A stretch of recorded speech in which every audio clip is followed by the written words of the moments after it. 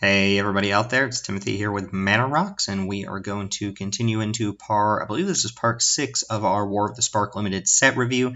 This time talking about green cards. It's the last color we have, and in the final video we'll be talking about all the rest, all the multicolor cards, artifacts, and lands in the set. So that's going to be a bit of a hefty video to wrap things up before pre-release on Friday, but for now, let's go and stick to the green cards. I do want to say before we begin with our sideboard cards that I appreciate all of the new subscribers. I hope this content is helpful to you in some way, shape, or form. If you're not already a subscriber, you can go ahead and subscribe below. Won't hurt you. And find us on Twitter at MTG_ManaRocks. Pretty easy to find us. I would love to have a conversation. And if I misspeak about a card like I did with Jaya in the first video, feel free to point it out below. I'm not afraid of criticism. I'd love to hear from you guys. So with that being said, let's go ahead and jump into our set review for the green cards. Again, the first category belongs to our sideboard and build-around cards. These are not cards you necessarily put in your main board, and I'm not necessarily saying they're unplayable by putting them in this category, but they tend to revolve around certain strategies and need synergy to make them work, or they just come in out of the sideboard in best-of-3 matches. Starting off with basically the definition of a sideboard card in your typical format, Return to Nature. 1 in a green, common, instant, you choose one, destroy an artifact, destroy an enchantment, or exile a card from a graveyard. This is kind of a multi-purpose sideboard card that has a lot of coverage. I don't think enchantments or artifacts or graveyard synergy, none of those 3 things are super important in this format. I've already mentioned that most of the artifacts in this set are kind of mana fixers and don't have a profound effect on the board. There aren't even really a lot of artifact creatures, to be honest. There are very few enchantments in the set altogether, mostly because planeswalkers are kind of playing the role of enchantments already. And graveyard synergies, there's a couple Graveyard Matters cards, especially in black. There's a couple reanimation spells, but for the most part, graveyards aren't going to matter for the typical deck. So Return to Nature is not main deckable card here, probably not even in best of 1. You don't need this sort of effect.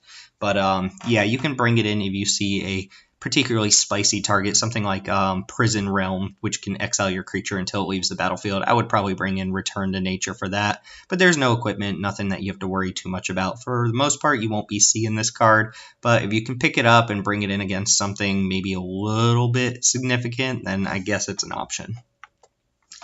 Similar vein, we have another typical sideboard card, your kind of deals with flyers green card. Forced Landing is 1 in a green for a common instant. Put target creature with flying on the bottom of its owner's library. That's just about the best thing you can do as far as creature removal goes, is stick it on the bottom of its opponent's library so that they can't reanimate it. I don't think this is going to be the type of format where you need to main deck Forced Landing unless you're like some sort of green deck that just completely folds to flyers. And you'll see that green has enough reach creatures and stuff like that and pretty decent removal spells of its own that I don't think you need to be main decking Forced Landing. There are some formats where you would main deck your Plummet type effect or Piercing Winds or whatever you want to call it. But for the most part, bring this in against blue decks, white decks that have a significant number of flyers. And if you don't see them, then you don't really have a need for this card. A Boreal Grazer. Okay, well, this is less of a sideboard build-around card and just straight up a bad card. Also, the art is terrifying. It's a single green mana for a 0/3. It's a common beast. It has reach, which doesn't really matter on a 0/3. It's going to block those early flyers like the 1/3s and 2/2s and stuff like that, but it drops off pretty significantly in the late game. And it has an ETB effect. When it enters the battlefield, you may put a land from your hand onto the battlefield tapped. People are going to play this card. They're going to love this sort of card, and they're going to think they're doing something broken by go ahead and cast this on turn 1, get an additional land, and untap on turn 2 with 3 mana. It's going to feel nice, right? But they're going to ignore the fact that they're basically down a card with the Grazer.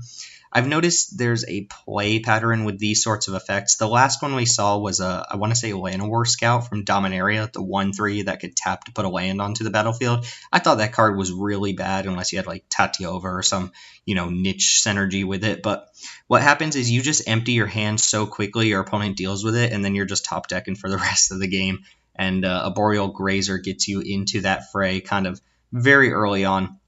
The problem with these cards is, yeah, you can ramp out some early stuff. Maybe you get a quick start, and maybe that does something for you. But if you top deck this card later in the game, it's just not even. You don't have to go into detail why it's bad if you top deck this card, especially if you have no lands in your hand. Right? This card just seems really bad to me. I don't think Reach is doing it any favors. I would like this if it had some amount of power on it. Maybe it was a 2-drop or something like that. But for the most part, I'm telling people to shy away from this card, because I think new players are going to see this card and just kind of get scenarios running in their head, and they're going to play a bunch of them. My recommendation if you're a new player is this card sucks. Please don't play it. It is not going to do you any favors in the long run. And that's it for sideboard build-around cards. Thankfully, we get to go ahead and move into kind of our filler cards, the cards that you're not super stoked to put in your deck, but they will often make your deck, even though they don't necessarily make it stronger. These are 3 out of 5s, 2 out of 5s, stuff like that that kind of fill up the deck once all the good cards are missing from the pack, and you can usually count on most of them wheeling if the color is open. First one, Nissa's Triumph. This is green for an uncommon sorcery. Search your library for up to 2 basic forests. If you control a Nissa Planeswalker, instead search your library for 3 land cards. Reveal them, put them into your hand, shuffle your library, yada yada yada. So unless you have the rare Nissa, which I've already said is a complete bomb, so if you have that, congratulations. You don't really need to make it much better with a card like this. Neither mode on Nissa's Triumph affects the board, and I think that's a little bit disappointing. Even if you cast this on turn 2 and your opponent plays a 2/2, they're kind of ahead on board. You've filtered some lands out of your deck. You're not going to miss land drops, but I don't think that's particularly great here. And if you don't have the Nissa Planeswalker, you are subject to only get forests, so it's not like this really helps you splash either. It doesn't ramp you. It just guarantees that you're going to hit your next couple land drops. And there's a little bit of awkwardness too. What if you're playing blue-green and you don't have double green on turn 2 and you just need more green mana? Well, by the time you cast Nissa's Triumph, you already have your other green mana, so I just don't see a real need to cast this card unless you just absolutely need to make sure that you hit land drops, and you don't really get that much of a bonus for having a Nissa on board. So this isn't one of those Triumphs where if I first pick a Nissa, I'm like, ooh, Nissa's Triumph, I need to have that in my deck. That's the case with maybe like Liliana's Triumph, Jace's Triumph, Gideon's Triumph. Like most of those are pretty good when you have the Planeswalker. Nissa's Triumph doesn't really get that much better for limited. So I would shy away from this card except in very particular cases where I know I'm going to need to hit a land every single turn of the game. But I don't know which kind of deck just really needs a whole card to do that. And then similar to the Arboreal guy, this is just not a great top deck later in the game, and it doesn't affect the board. So I would say you don't need this card. You could run it as like a 23rd card just to do some like deck filtering and stuff like that, but it doesn't have a profound effect on the game. Courage in Crisis, 2 and a green for a common sorcery. Put a +1/+1 counter on target creature, and then Proliferate. So essentially, on its own, this puts 2 +1/+1 counters on a creature, and that's about it. And you get the extra little bonus of maybe being able to proliferate a Planeswalker or an additional +1 counter somewhere else. We'll see in green, similar to blue and white, that it does have quite a bit of Proliferate. Black and red, they had some +1/+1 counter stuff going on, but they're not really huge on Proliferate, whereas blue, white, and green have a lot more of the synergy with Proliferate and +1 counters. However, I think this card is pretty bad on its base. You would not play an Aura, a 3-mana enchant creature Aura that said enchanted creature gets +2/+2, and that's essentially what Courage in Crisis is. Also note that you don't get to proliferate if the spell fizzles, so if your opponent kills the creature that you're targeting in response, there's no proliferate happening, and even if you do proliferate, I don't think this card's amazing.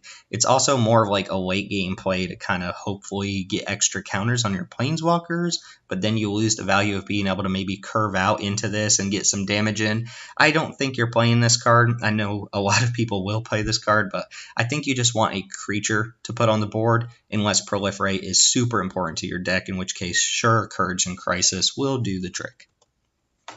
Steady Aim. This is the definition of the type of card that it might get reprinted in another set, and I'll just completely forget that it was in this set, a year from now. It's the most generic effect you can get. In fact, it might be a reprint. I have no idea.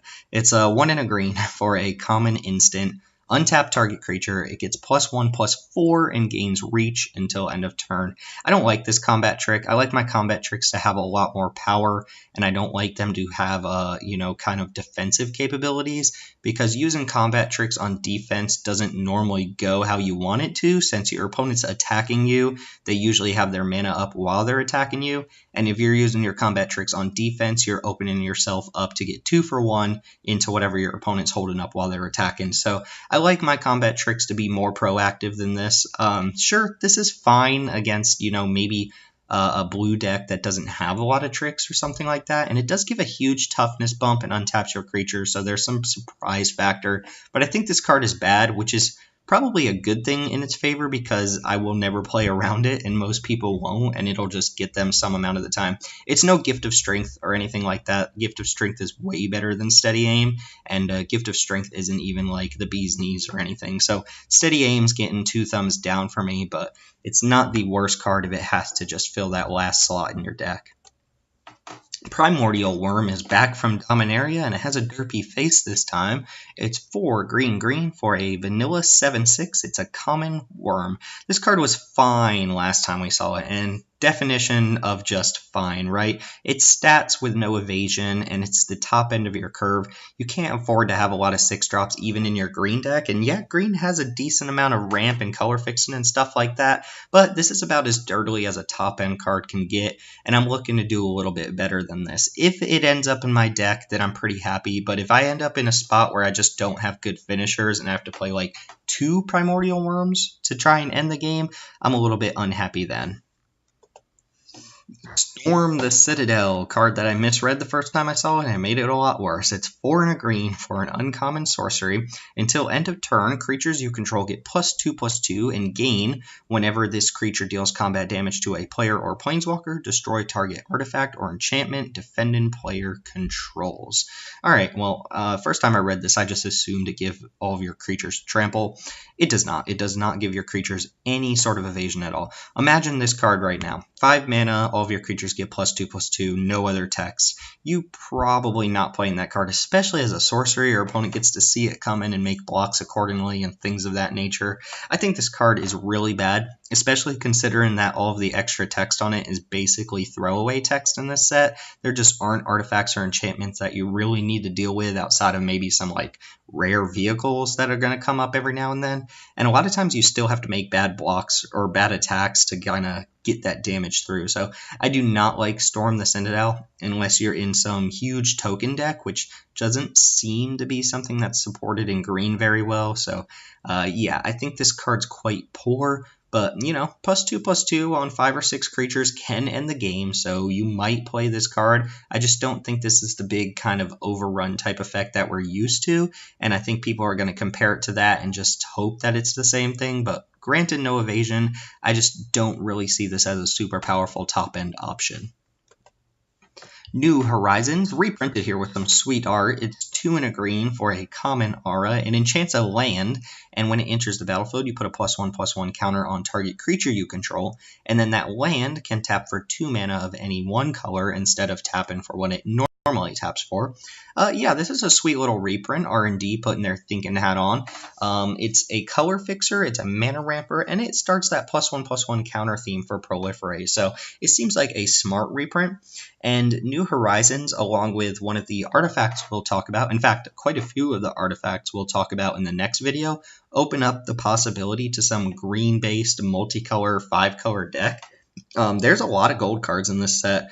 There's a lot of cards worth ramping into, and there's a lot of kind of sweet ways to fix your mana, especially in green. You'll see quite a few in this video, and then quite a few in the artifacts. So I think New Horizons could be the backbone of a multicolored deck if you want to branch out and do something cool in this format, and it gets the Proliferate going like I mentioned. So it's kind of sweet. If you're not interested in ramping or color fixing, then it's not super important, and it gets a lot better once you're playing 3 colors or something like that. Or if you have a bunch of 5 and 6 drops in your deck, it ramps you into that.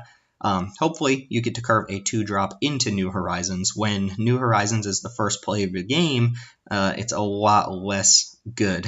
You miss out on that +1/+1 counter. But when you get the counter out of the deal and you get the 2 extra mana, you're not under a lot of pressure and you have time to cast this, it's going to be decent. Snare Spider, little netcaster spider is here. 1 in a green, 1/3. It is a common, you guessed it, spider. Surprise, surprise. It has reach, and when it blocks a creature with flying, it gets +2/+0 until end of turn. So it's a 2 mana 1/3 reach, but it blocks flyers as a 3/3, and that seems decent. There are enough flyers in the early game that can chip in damage or pressure your planeswalkers or pressure you for that matter, and Snare Spider's pretty good at holding them back, while also trading off for some of the middle to late game flyers as well, some of the 4/3s and 3/3s of the format. Snare Spider will trade them off. I don't think this card's great, because if you're playing a ground battle or against giant flyers, it doesn't really do very much, so I don't think you're picking this card up highly, but if you've played with Netcaster Spider, that card was decent, and Snare Spider is a mini Netcaster Spider, so it should be decent as well, if not super strong. Alright, moving on into our average mid-pick cards. These are the ones that usually don't wheel, and you're not super disappointed to put them in your deck, but they're also not exactly signs that the color is open. First one is Bond of Flourishing. I like this Bond a lot more than a lot of the other ones. It's 1 in a green, uncommon, sorcery. Look at the top 3 cards of your library. You may reveal a permanent card from among them and put it into your hand. Put the rest on the bottom of your library in any order, and you gain 3 life. Now, I mentioned in a couple other videos with like Augur of Bolas and some of the other ones that I don't normally love this sort of effect when it bricks a lot. For instance, Augur of Bolas lets you look at the top 3 and you reveal an instant or sorcery, very similarly to this card, but you just brick on that a lot and it doesn't do it for you. Same thing with things like Adventurous Impulse or Incongruity, Incubation Incongruity. They just miss a lot. But being able to hit a permanent card in the top 3 of your library when, you know, you're already playing 17 lands and majority of your deck, like 80% of your deck in a green deck is going to be permanents, you're basically never going to brick on Bond of Flourishing. If you're running it, you have a high density of permanents, so you're always going to get something, and this gives you 3 life to kind of take a hit and make it worth your time to cast a card that doesn't affect the board. So I like this. It basically just cycles, but it gives you a little bit of selection, and the fact that the selection is covering quite a few different types of cards, including planeswalkers, lands, creatures, so on and so forth, I think you can make do with this card. It's not something you want like a billion copies of, and it's uncommon, so you probably won't get a billion copies, but I think you'll probably play the first copy of this in generally any green deck. Evolution Sage, I think people are going to see this as a commander powerhouse and then just automatically assume it's like insane and limited. I think it's good, but I don't think it's insane. If you don't know the card already, it's 2 in a green for a 3/2 uncommon elf druid, and whenever a land enters the battlefield under your control, you proliferate. So we saw a blue version of this that proliferates whenever you cast a spell.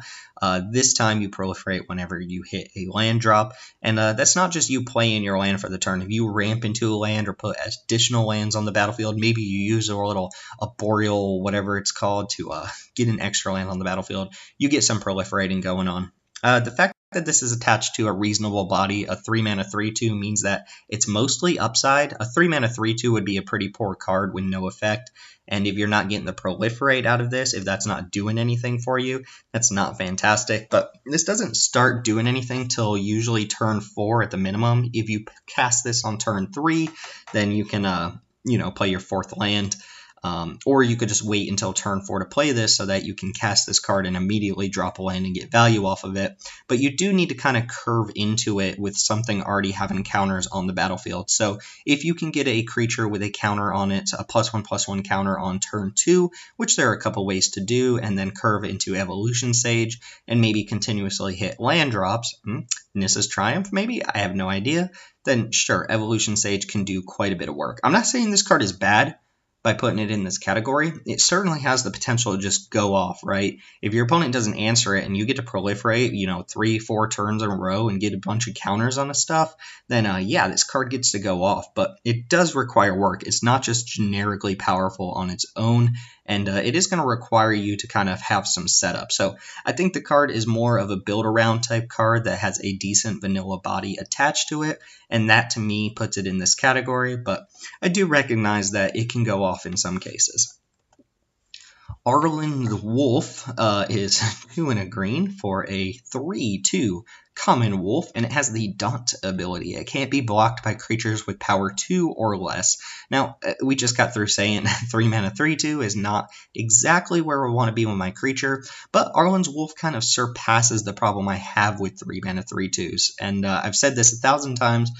3 mana 3/2 is not a great stat line because it trades down for your opponent's 2-drop. They're going to play 2 mana 2/2s, and they're going to trade off for the thing that you paid 3 mana for, and you're down a mana in that exchange. But Arlen's Wolf has that kind of daunt line where it doesn't let your opponent trade down. This thing gets to bypass all of the little 2-power creatures floating around, all of your opponent's 2-drops and mini death touch creatures, and it does require them to trade off something usually of equal size, maybe their own 3/2, or just take the hit, right? Sometimes they'll only have 2-power creatures, and the wolf just gets to get in there and deal damage. So I think this card's fine. It does actually go up in value if you have Arlen, which is not the case with a lot of these cards. Each Planeswalker has a creature or spell that has the Planeswalker's name in it, like Arlen, Arlen's Wolf. You have like Jaya's Greedon, if you haven't already caught on to that. And Arlen's Wolf is one of the few that actually works with Arlen, so I think that's super cool. But this card is fine. You don't want 1,000 of these, but it does have pseudo evasion attached to, like, you know, a pretty average, reasonable body, and I think that makes for a fine card. Centaur Nurturer is 3 and a green for a 2/4 common Centaur Druid. When it enters the battlefield, you gain 3 life, and you can tap it to add 1 mana of any color. This is Bay. This is everything I want to be doing in Limited. I think this card is great. Not every deck wants it, right? If you're an aggressive green deck, if you're the beatdown deck, this is not a card you're interested in. But if you're the Durdle deck, if you're green-blue, you want to draw 1,000 cards, or you first pick Niv-Miz Reborn and you want to cast that thing, Centaur Nurturer is going to do it. It's another card, just like the Bond, that just has random life gain attached to it, and that's not irrelevant. Usually your 4 or 5 color decks, your multicolored decks, they fall behind pretty quickly, and they can just get completely stomped by aggro decks or beatdown decks. So the 3 life matters here, and the 2/4 body blocks pretty well, and this ramps you into your 6 drops while also fixing your mana. So don't sleep on this card. I think it's even better than I'm giving it credit for right now. You can just play it in your green deck as long as you're not focused too much on being aggro. But I think it really shines in the multicolor deck, which we're seeing some pieces for. There was already New Horizons, there's Centaur Nurturer, and there's a little bit more to go in that vein as well. Giant Growth is back for the first time in a very long time. Giant Growth is usually not the standard we see here, but again, they pushed some of the creature-based spells, the removal, the pump spells, stuff like that, in lieu of having the Planeswalkers, just to make sure that, you know, things were balanced. And I guess they decided it's finally time to give us Giant Growth instead of, you know, a +2/+2 effect. But if for some reason you've never seen this card, it's a single green mana, it's an instant, it's a common, and it gives target creature +3/+3 until end of turn. This is kind of the gold standard for what a cheap pump spell should look for. We are very used to nowadays getting 1 mana +2/+2 with minor upside, or 2 mana +3/+3, or things like Titanic Growth, and Giant Growth tends to trump all of those. It's just a significant power bump, and I have said with a lot of other cards like Steady Aim and a lot of the red pump spells in this format that you want your pump spells to pump your toughness and power, but mostly make sure your creature stays alive, and Giant Growth is also going to do that. There's also a hidden mode on Giant Growth, which is to counter a burn spell. If your opponent goes 3 damage to your creature, you Giant Growth in response. It basically cancels out that burn spell, and that's a play pattern that you'll see quite a bit. Not too hard to hold up a single green mana either. It's, again, kind of exactly what you want out of a pump spell, and you'll play usually a couple copies of this in your aggressive green decks, although it does lose a lot of value in your rampy late-game multicolor green decks. Crunch Wrangler, he wrangles crunches apparently, is 1 in a green for a 2/1. It is a common human warrior with trample, and it says whenever a creature with power 4 or greater enters the battlefield under your control, put a +1/+1 counter on Crunch Wrangler. I think this card is decent. It's not amazing, but it has a lot of potential, and there are a couple things going on here. First off, it's a way to kind of fuel your own Proliferate by getting a 1/1 counter on itself. We will see a couple cards that come down and just proliferate when they enter the battlefield, and that works decently with Crunch Wrangler. On top of that, you remember Territorial Boar from Ravnica Allegiance, the 2/2 that got +1/+1 in Vigilance until end of turn whenever a creature with power 4 or greater entered the battlefield. That card was like not super amazing, but it was playable, right? And it attacked as a 3/3 sometimes. This is a very similar card, but it has trample and it keeps the +1/+1 in the form of a counter. So I think this is gonna, fill a similar role to your kind of generic 2-drop, but it has the potential to do a lot more than your average 2-drop, and I like that quite a bit. And if you do have a lot of Proliferate going on in your green deck, this gets a lot better. Obviously, if you pick this card, you want to make sure that you have ways to trigger it. So you're looking for cheap ways to play creatures that have power 4 or greater. Red has quite a few of them. There are a couple in black, and green obviously has quite a few as well. So drop those a little bit higher without going too overboard, and I think your Crunch Wrangler will pay you off just fine. Pollen Bright Druid is 1 in a green for a 1/1 common elf druid. When it enters the battlefield, you choose one. Put a 1/1 counter on target creature or proliferate. That's a lot of utility in a 2-drop. If this comes down, puts a 1/1 counter on, your first play of the game, then that creature's probably going to be able to attack. And at the very least, if this is the only thing you play, maybe on turn 2 you just want to go ahead and cast something, you can play this, and it's a 2-mana 2/2, and that's not terrible either. The fact that they stack kind of in multiples and give you a little bit of flexibility is nice too, right? If you already have +1/+1 counters on creatures, then you can go ahead and use this to proliferate. It is one of the cheaper ways in this format to proliferate. Blue had a cantrip, a 1 in a blue sorcery cantrip that proliferated. This is kind of green's version of that. So if you're interested in getting +1/+1 counters on your creatures, this can do that. And if you're interested in putting those +1/+1 counters to use and multiplying them and getting out of hand, then Pollen Bright Druid can do that too. You don't want to go overboard on this. It is only 2 power worth of stats for 2 mana, but sometimes you'll get more than 2 power out of this card, and I think that's pretty sweet. Ward Scale Crocodile, I don't know exactly where to evaluate this card yet. Hexproof creatures are always a little bit of a test when it comes to these formats, but this one I think is fine in the middle category. It's 4 in a green for a common crocodile. It's a 5/3 with hexproof, so 5 mana 5/3 hexproof. The reason I'm kind of okay with this card being here is because there aren't really auras floating around this set, but there are a lot of +1/+1 counters, so I do recognize this card can get out of hand if supported with a bunch of counters, and there's not really a lot of great ways to deal with it. There are some sweepers in the format that will kill it, and I think it's nice that those are there kind of as a safety valve. There are also some edict effects, but it's a little situational to make sure an edict effect hits the actual hexproof creature, since it has to be basically the only creature on board. But it starts off as a 5 mana 5/3 and unsupported. It doesn't even attack that well into most creatures and can trade off in combat. Plus there's a decent number of death touch creatures floating around this format. So I think a lot of people see the word hexproof on a creature and they kind of groan and they remember like Traxos with Onsera's Wings. That's not going to happen in this format. There aren't any super busted enchantments, but the creature, if you can make it big, it's going to be quite good, and it's going to be hard for a lot of the control decks to deal with. The best bet is to probably try and counter it before it even hits the battlefield, but sometimes it sticks and it makes life really hard for the control decks. And sometimes it just sits there and it's walled off by a 3/3. So this is going to vary a lot from deck to deck, but for the most part, I think you'll play your first one, and if you have a lot of proliferate and +1 counter themes going on, then you'll be a lot happier with maybe the second copy.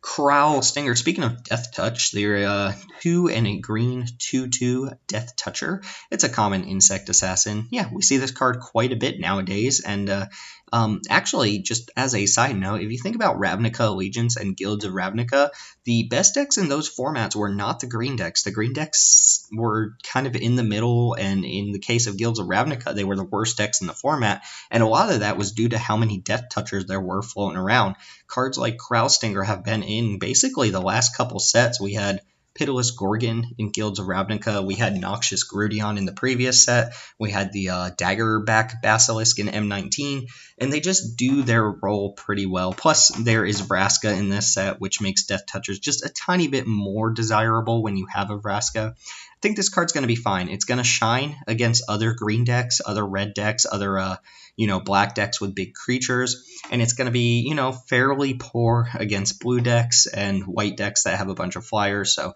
you'll draft this card, reasonably highly. It's not a sign that green is open, but if you can pick them up around pick 6, 7, 8, I think you'll be happy to play a couple copies of it.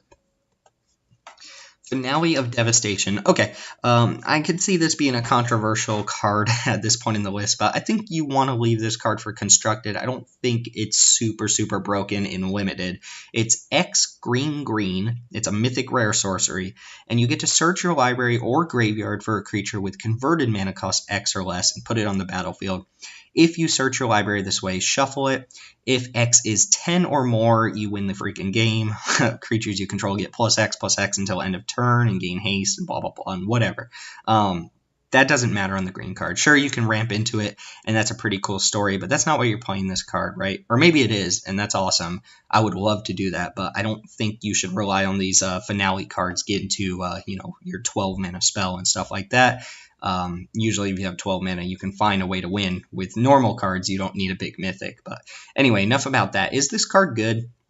Yeah, it's fine, right? The problem is, if you're getting like a 5-drop from your deck, you're paying more than 5 mana for it. You're paying 7 mana to get a 5-drop from your deck, and unless that's like some big silver bullet card or something like that, you're way overpaying, and this could just be another copy of that 5-mana card, and if you draw that every time you would have drawn Finale of Devastation, it does essentially the same thing for less mana. There's some flexibility here. Finale of Devastation can grab a creature out of your graveyard as well, but again, you're paying, a little bit more than you want to for that creature. Black just has a 5-mana reanimation spell that brings a creature back from your graveyard and gives it haste. In the case of Finale of Devastation, you have to pay 2 extra mana for that creature, and unless you're paying 12 mana for the card, it's not getting haste, so it's just going to sit there. I don't think this card is amazing, but you can play it if you have a toolboxy deck, if you have a bunch of different kind of effects, and maybe you have a bunch of haste creatures in your deck or something like that. This could be fine, but I think you'll be happy to first pick the card because it's cool, and then you probably won't play it a significant amount of the time. Just playing with cards like Vannifar and stuff, I will make a note about Finale of Devastation. Know what you're getting before you cast the card, because a lot of times you see people cast a card like this, and they'll just tap all their mana. They'll be like, okay, green, and I have 5 other mana, we'll make X5, and then they get like a 3-drop. They have a card in mind, they want to get a 5-drop, and then they realize there's a more important card in their deck. Finale of Devastation rewards players who know their deck pretty well, so if you are going to cast this card, kind of have an idea of what you already want to get, and don't overpay for the card. Alright, moving from a mythic rare in our middle category straight into our above average category. These are the cards you're excited to put in your deck. They are the cards that kind of push you into a certain color, and you're happy to play them whenever you get past them. First one is Challenger Troll. He's like, what up, boys? Come at me. He's 4 and a green for a 6/5 uncommon troll. Each creature you control with power 4 or greater can't be blocked by more than one creature. So reverse menace, or whatever you want to call it. They can only be single blocked, and that's pretty dope if you actually have menace. If you played with this sort of effect on top of a menace creature, that creature just can't be blocked. But Challenger Troll is nice. It's a pretty nice stat line on a 5-mana creature, and it has no downside.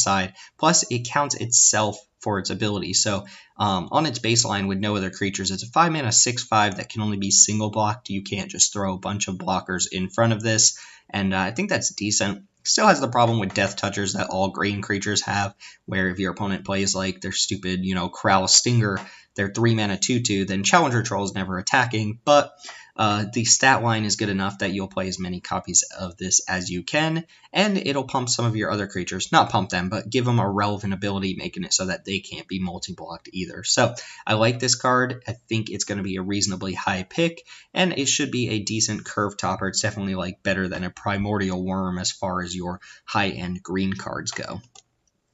Mowoo, good boy, is Loyal Companion. He is 3 and a green for an uncommon 3/3 legendary hound. Yeah, he's legendary. He is Mowoo. He has Trample and Vigilance. I'm kind of fine with that. A Hill Giant with Trample and Vigilance is decent. It's not busted or anything like that. I just noticed he's like super swole too. Look at that art. And what does he have? Like a pepper hanging from his collar? Anyway, there's more to the effect. If one or more +1/+1 counters would be put on Mowoo, that many +1/+1/+1 counters are put on it instead. And I did not misspeak. That is what it says. +1/+1/+1 counters are put on it instead. So he gets additional counters out of any effect that puts counters on him, which again works with Zheng Yengu, the planeswalker that works with Mowoo, since that's the one that minuses to put +1 counters on creatures. Nice little combo there, and I think Zheng Yengu costs 3 mana, so being able to curve Zheng into Mowoo is a very nice strategy. And yeah, Mowoo incentivizes you to pick up basically any creature that puts counters on it. This is the type of card that feels like it could have been a rare, and I think the power level is definitely here. I don't know if you're first picking it yet or not, but it's quite strong, and it will kind of push the way you draft to pick up cards like Pollen, Druid, and New Horizons, stuff like that that can stick counters on Mowoo. And it has Trample, so it pays you off for kind of sticking all your +1/+1 counters in the same spot. Note that it's only an additional counter. It's not like twice as many counters, so if an effect like Courage and Crisis tells you to put 2 counters on Mowoo, you will get 3 instead. It won't double and give you 4. But yeah, if Mowoo gets some counters going, just one effect to put a counter on this card makes it a 5/5 Trampler with Vigilance, so a really strong beater. And yeah, that is definitely a good boy. Paradise Druid, another kind of piece to our 5-color Niv Mizzet deck. Please, I just want to open Niv Mizzet one time. Is that asking too much? I don't think so. Anyway, Paradise Druid, 1 and a green for a 2/1 uncommon Elf Druid. It has hexproof as long as it's untapped. We talked about that for my top 10 standard picks, but it's not super relevant here. It can also tap for 1 mana of any color. So it's interesting to have a 4 mana common that does this, and then a 2 mana uncommon that does basically the same thing.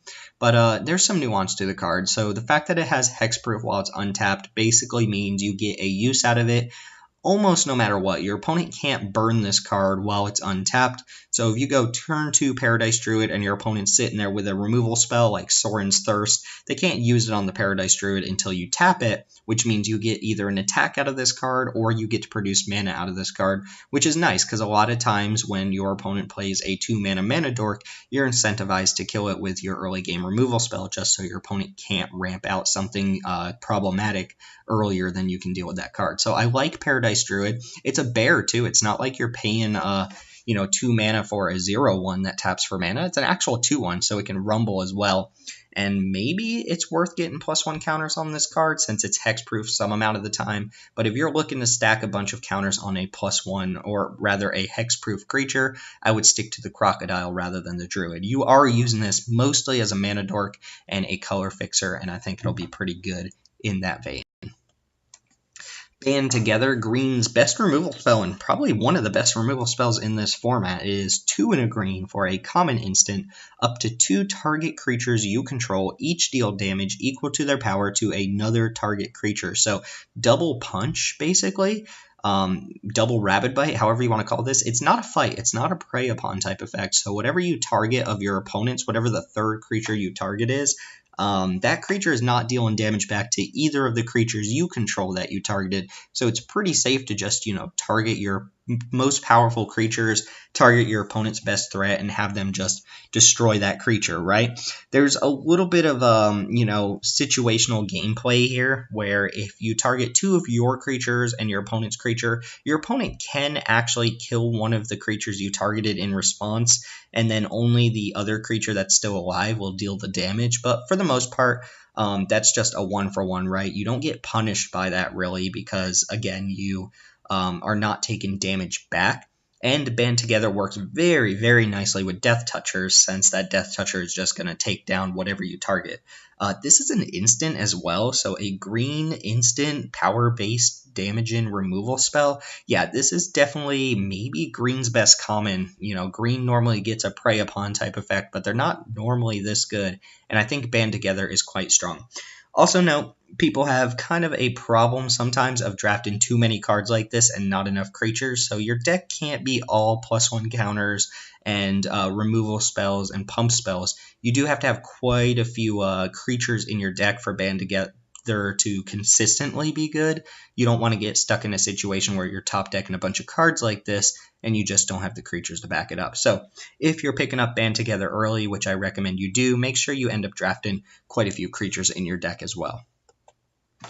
Bloom Hulk, this one also seems very solid. It's 3 and a green for a 4/4 common plant elemental, and when it enters the battlefield, Proliferate. That seems pretty nice to me. You're not paying a premium here for anything, so even if you don't get to proliferate anything interesting, you've still got a 4-mana 4/4, which is a nice stat line in this set that passes the vanilla test, definitely, especially in a set that has a lot of hill giants, 4-mana 3/3s. I like Bloom Hulk. It shouldn't be too hard to get some amount of value on turn 4 with the Proliferate, so this is a sweet card to curve into, maybe even ramp into with like a Paradise Druid, and I think you'll be happy to play any number of Bloom Hulks in your green decks.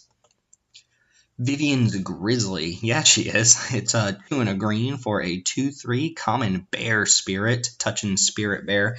3 and a green for an activated ability. Look at the top card of your library. If it's a creature or planeswalker, you may reveal it and put it into your hand, and if you don't, put it on the bottom of your library. So I like this card. 3 mana 2/3. I like quite a bit more than a 3 mana 3/2, since it can block those 2/2s instead of trading for those 2/2s that your opponent plays. And yeah, this is a format with quite a few 2/2s, so Vivian's Grizzly is a decent blocker early on, and then it's a mana sink late in the game, and a very relevant mana sink too. This isn't just getting like +2/+0 or something like that. It's actually drawing you cards. Yeah, you only get to look at the top card of your library.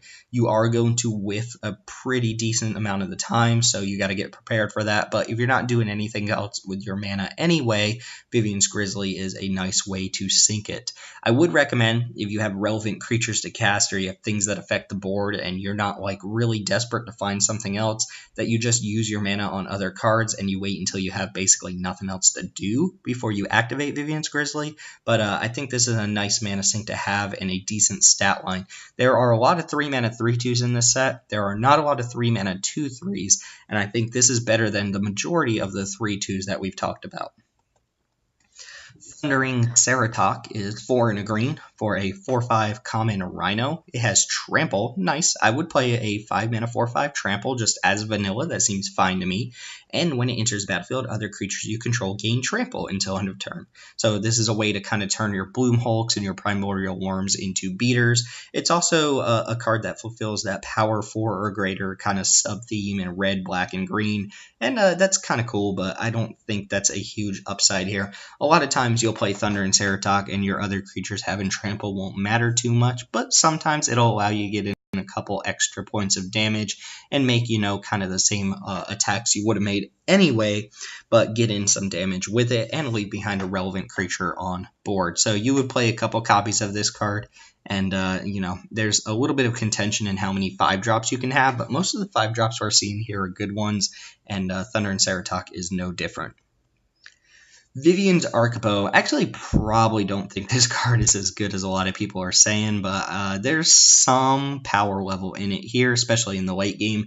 It's 1 and a green. It is our green artifact for the set. It is a rare legendary artifact, and the effect's a little complicated. You pay X mana, you tap it, and you discard any card, and you look at the top X cards of your library, and if you find a creature with converted mana cost X or less, you can stick that creature on the battlefield. So let's say you discard a card, you tap 4 mana, and you tap the Archipel. You get to look at the top 4 cards of your library, and if you find any creature that costs 4 or less, you can put one of those onto the battlefield. So it's a way to kind of turn the useless cards in your hand into creatures from your deck. but you do have to pay a lot of mana to make this relevant. So if you pay just like, you can't just pay 1 mana, right? Discard a card, look at the top card, and if it's a 1-drop, put it on the battlefield. The X is kind of the same throughout. So the more mana you can pay for this, obviously the better it gets. And it's a great mana sink, but it doesn't affect the board in the early game. You can't just play this on turn 2 and then just start activating it for 3. And if you miss, God forbid you just activate this for 3 mana on turn 3 and you just don't find a 3-drop in the top 3 cards of your library, that could go very poorly. But in a stalled out game, let's say you're on turn 6 and you're just top decking lands and you just go, okay, I'll Arc Bow for 6, discard my land, look at the top 6, put a Primordial Worm or a Thunder and Ceratok into play.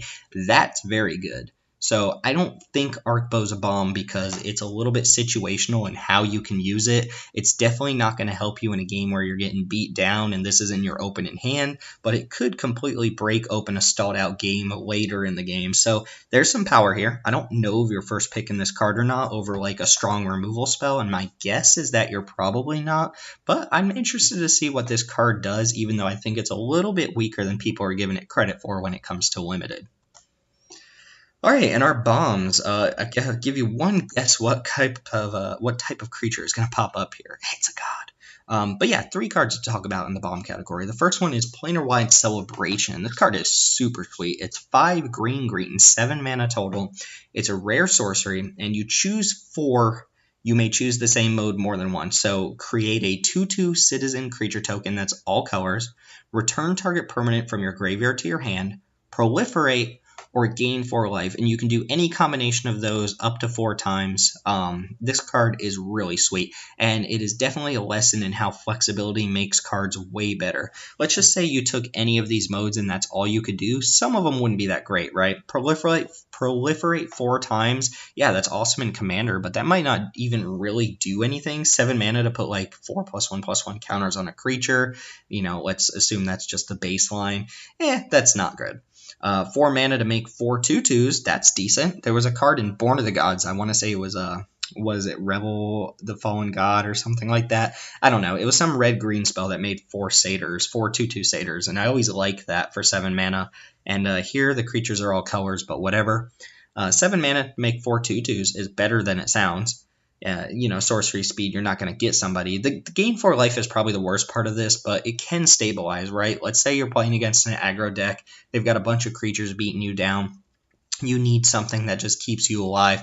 You might just cast Planar-Wide Celebration and, who knows, like gain 8 life and make 2 2/2s, and that's a pretty stabilizing play against a lot of aggro decks. So that's decent as well that you can gain life, although I imagine that'll be the least chosen mode on this card.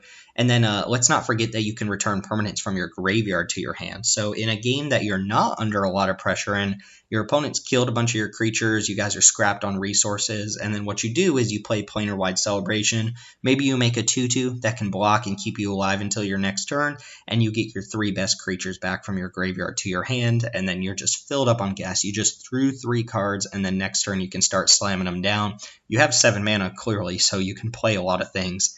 Planar-Wide Celebration seems like an easy first pick to me. Maybe not a bomb, right? Not any combination of these effects is going to be just completely game-ending. Maybe the Proliferate on a ridiculous board, but I don't think any combination of these effects is just going to be like, well, I just won the game right now. But the flexibility here makes this an easy first pick, and green can definitely ramp into this card early and do some damage. So I think you should be playing Planar-Wide Celebration, and you should be first picking it over the majority of uncommons and commons in this set. Next up, Awakening of Pegasi. Sweet card, 3 green. It is a rare instant. Put 9 +1/+1 counters on target land you control. It becomes a legendary 0/0 elemental creature with haste named Pegasi. It's still a land. So, first things first, this essentially costs 6 mana if you want it to be a surprise blocker. I don't know why this card's an instant, but it is an instant. But if you only have 5 lands on the battlefield when you cast this card, which you can do, the land you target will be tapped because you had to tap it to cast the card. So if you want this to be like the surprise 9/9 blocker at instant speed, you need to have a 6th untapped land out because the Awakening does not untap the land you target. Of course, you can always do the end of turn thing where you don't need to surprise blocker, you cast this on your opponent's end step to make it 9/9, and then you untap and it's ready to go. This card seems really potent, right? It does kind of run the risk of making, one of your lands a creature, and then your opponent plays destroy target creature on that land, and suddenly you're down your Awakening, you are down your land, but the power level can't be ignored on this card. 9 damage out of nowhere with haste is just a little bit too much to ignore at this rate for 5 mana. 6, again, essentially, if you want the haste to matter. And that's just a lot, right? That's just stats, and you don't get much else out of it. You don't get trample, but you do get +1/+1 counters, which are proliferatable. Is that a word? I don't know. So yeah, I think your first pick in this card. There are some matchups where it actually won't be a bomb, right? Your opponent is just removal heavy. They bounce the land back to your hand and you're a little bit sad. But against like a green-red deck that just doesn't have ways to deal with a 9/9 outside of maybe a Death Toucher or two, this card is going to crush them. And if you ever get to block with it, you get to just kind of eat your opponent's biggest creature. It's going to feel amazing. So Awakening of Pegasi has the double thumbs up for me, but I still don't think it's as good as our freaking mythic rare mono green god here. God Eternal Ronus, 3 green for a mythic rare zombie god. It is a 5/5 Death Touch. Death Touch, kind of a throwaway ability on a 5/5, but they had to make sure all the gods had the same abilities this time around, so cool, I guess. When it enters the battlefield, double the power of each other creature you control until end of turn, and they gain Vigilance until end of turn. And then the God Clause. If God Eternal Ronus is put into the graveyard from the battlefield or exiled from the battlefield, you can stick it third from the top in your library, draw it again. And this has a relevant into the battlefield trigger, so drawing it again could be very relevant. Now, I do think Ronus is the worst of the 4 God Eternals in this set, but that's not saying a lot because they're all kind of busted. And this does what Storm the Citadel wants to do. It doesn't give your creatures trample. It doesn't even pump their toughness, so those creatures are still going to get blocked and trade off. But it does threaten so much potential damage that your opponent might just be dead when you cast it. And even if they're forced to trade off with those creatures, you've got your 5 mana 5/5 Death Toucher back, which is just a good rate, right? Ronus can block. If they kill it, it's just going to come back. And it incentivizes you to have basically any creatures on board. All of your 2/2s early on in the game are going to be attacking as 4/2s, and your opponent can't just ignore that damage. Sure, they can trade off creatures, but it's not like they're suddenly trading up. They are trading their creatures for your 2/2s, which are attacking as 4/2s. And if you happen to be playing like blue-green or something along those lines with flyers, the game might just end the turn you play God Eternal Ronus. So yeah, I don't think this card is quite on par with something like Kefnet or Ilharg. Ilharg is definitely better than Ronus, but Ronus is still busted, even though Ketra is pretty insane too. But you're not passing any of these gods. And now that we've talked about all of them, I can kind of gripe about how insanely busted they are and the fact that they just return every 3 turns if you can deal with them. It's a little bit annoying, but they're mythics, so mythics are allowed to be pushed, and I'm okay with it, and it'll be sweet when you open a card like this. All right. So that covers all of the colors. We have the final video coming up next time, all of the multicolor cards, as well as the artifacts and the lands in the set, which there aren't too many of, but there are quite a few multicolor cards. I think there's like 40 to 45 cards, so I expect that video to go on a little bit longer than I would like, but I'm going to try to kind of parse all of them, get through all of them, make sure we're giving as quick of a summary as possible while still explaining why the cards are in the categories I'm putting them in. So if this has been helpful, feel free to subscribe below or put a like on the video. Make sure you tell other people about it, and I hope this helps somebody out in their pre-releases. With all that being said, thank you all for watching. Thanks for subscribing to the channel. You can subscribe below on YouTube or find us on Twitter at MTG_ManaRocks. And that'll do it for this video. We'll wrap up with the last part next time. Thanks for watching. I'll see you there.